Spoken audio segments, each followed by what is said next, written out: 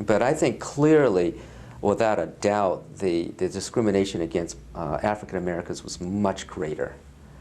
And you would probably get some arguments with the Native Americans because they were almost totally eradicated and so forth.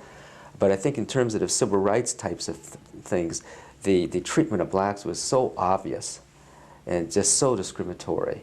The treatment of Asian Americans, you could point to a lot of it, but some of it, though, was hidden and so forth. Some of it was where they just absolutely, in some places, would not hire an African American. They would hire an Asian, but they would never promote them, or they would never give them the same salary and so forth.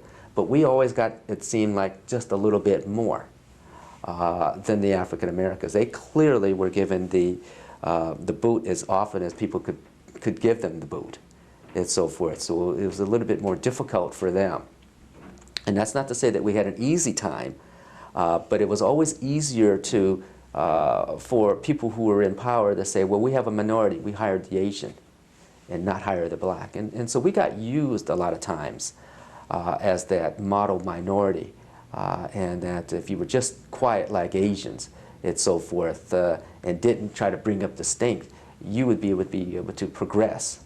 And you blacks aren't doing that. So it was a way to keep blacks down as well.